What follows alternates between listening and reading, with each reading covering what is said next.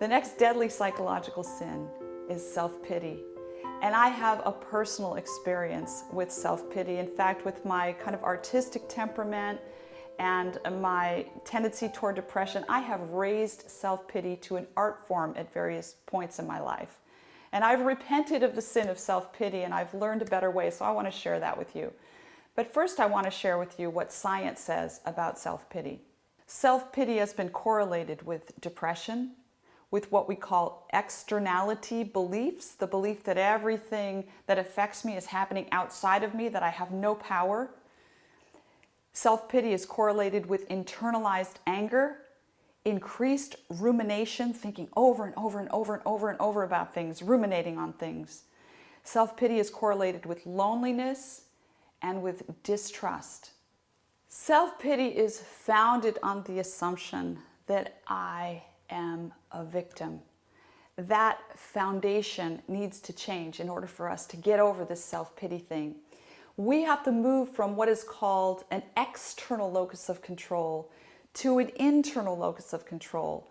An external locus of control sees everything that happens to me as being in the power of things outside of me. Life just kind of happens. But an internal locus of control says, what can I do about the things that happen to me? I'm one of those people who have a number of mysterious, difficult to define illnesses that cause me a lot of pain but don't end up killing me off. Sometimes I wish they would. When this first started happening, I was just in my early 30s, and the first mysterious illness that came upon me catapulted me, I could say, into an abyss of self-pity. It went on for months and months and months. But ultimately, I got a handle on things, and I realized that the way that I was processing what was happening to me was making it worse instead of better. Recently, I had another health problem develop, but this time, I knew the pitfall of self-pity, and I didn't fall into that slough of despond yet another time. This time, instead, I thought, what can I do to manage this problem? And I have to say, comparing those two approaches, I really like the second one a lot better. The replacement for self-pity is responsibility taking. You know, for some reason, human beings' responsibility taking mechanism is off. We either tend to blame other people for our stuff, or we take upon ourselves the blame that belongs to them.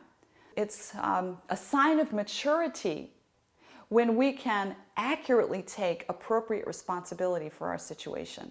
So I recommend that the first thing you do in taking responsibility is you list 5 things that might help your current situation. Write them down on paper. Then ask an accountability partner, someone you trust, to step in and help you take responsibility for your situation and pursue those 5 options. And finally, I recommend that you learn the serenity prayer, that you learn to say, God, grant me the serenity to accept the things I cannot change, the courage to change the things I can, and the wisdom to know the difference.